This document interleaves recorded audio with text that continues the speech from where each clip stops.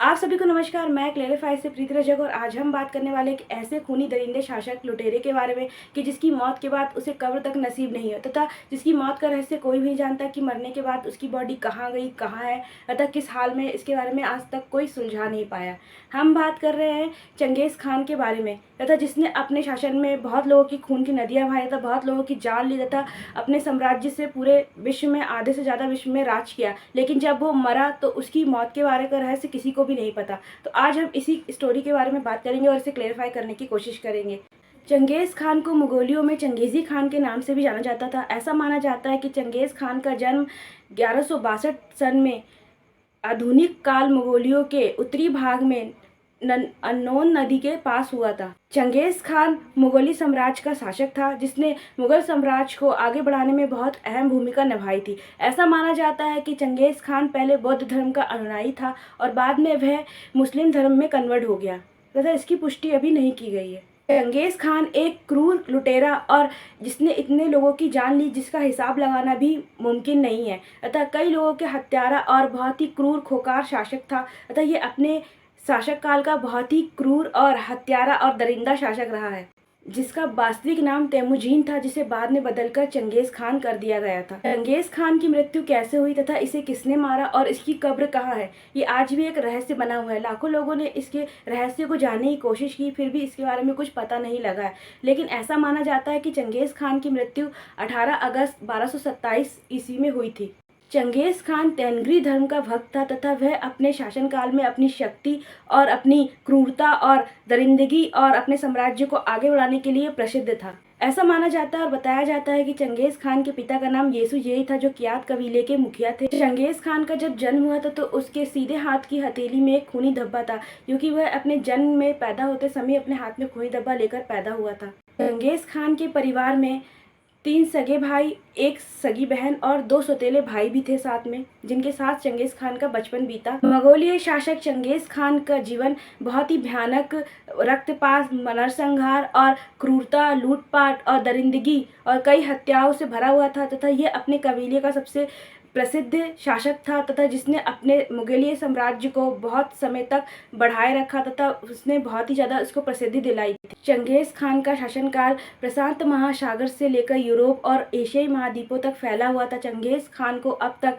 दुनिया का सबसे महान क्रूर शासक माना जाता है और विजेता माना जाता है। 12 साल की उम्र में चंगेज़ खान की शादी बोरते से करा दी गई तथा उसके बाद चंगेज़ खान की पत्नी बोरते का अपहरण कर लिया गया तथा जिसे छुड़ाने के लिए चंगेज़ खान को कई जंगें और कई लड़ाइयाँ लड़नी पड़ी। चंगेज़ खान का एक दोस्त भी था जिसका नाम बोगुरचू था और ये बहुत ही अच्छे मित्र थे तथा और चंगेज़ खान का एक सगा भाई भी था जिसका नाम था जम्बूका। अतः ये तीनों एक बहुत ही अच्छे मित्र थे लेकिन बाद में ये एक दूसरे के शत्रु बन गए थे। जम्बूका ने कबीले के सरदार तथा चंगेज़ खान के पिता की हत्या कर दी थी। बाद में चंगेज़ खान ने जम्बूका को हरा दिया था और तलवार के दम पे कबीले को अपने अधीन कर लिया था। ऐसा माना जाता है कि 1206 ईस्वी में तेमुजीन जुमिका और नेमन के लोगों को तलवार के जोर पर निर्णय लेने पर मजबूर करके तथा और स्टेपी को साम्राज्य स्थापित कर लिया। बाद में फिर उसने कबीले के सारे लोगों को इकट्ठा किया और अन्य कबीले को भी इकट्ठा किया, उनको अपने आधिपत्य अधीन कर लिया तथा वहाँ का शासक प्रभावशाली शासक बन गया था। उसके बाद चंगेज़ खान की ताकत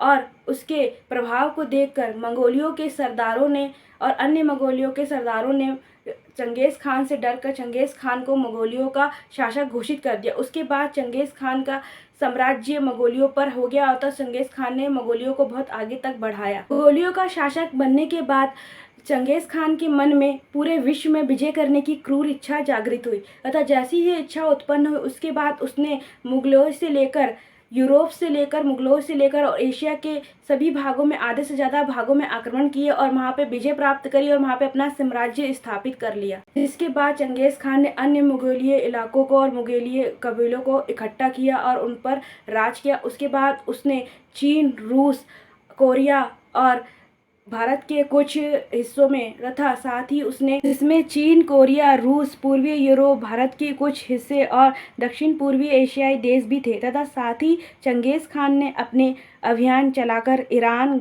गजनी सहित पश्चिम भारत के काबुल और कंधार, पेशावर सहित कश्मीर पर भी अधिकार कर लिया था। साथ ही ऐसा माना जाता है कि चंगेज़ खान सिंधु घाटी नदी को पार करके असम के रास्ते से वापस मंगोलिया लौटने की सोची थी, लेकिन वह ऐसा नहीं कर पाया, जिससे तथा सिंधु घाटी नदी के पास उत्तरी भारत इसकी क्रूरता और इसके शासन और इसकी उत्पात और इसके क्रूर शासक से बच गया। ऐसा कहा जाता है कि चंगेज़ खान के पास आधे पूरे विश्व की संपत्ति और पैसे थे कि जिसने उसने जिंदगी भर लूटपाट करके कमाया था, लोगों से छीन के कमाया था, लेकिन उसने ना तो उस संपत्ति और पैसों को अपने ऊपर खर्च किया, ना ही अपने परिवार के ऊपर खर्च किया, ना उन्हें खर्च करने दिया। चंगेज़ खान के ऊपर एक बुक भी लिखी गई है जिसमें लिखा है कि चंगेज़ खान पूरी दुनिया भर का पैसा लूटने वाला था, लूटपाट करने वाला और पूरे विश्व का से आधे विश्व का पैसा इकट्ठा करके रखने वाले ने ना तो कभी अपने ऊपर खर्च किया, ना ही अपने परिवार के ऊपर खर्च किया, ना उन्हें अपने ऊपर खर्च करने दिया। जबकि ऐसा बताया जाता है कि चंगेज़ खान ने खुद दर्जनों शादी कर रखी थी और साथ ही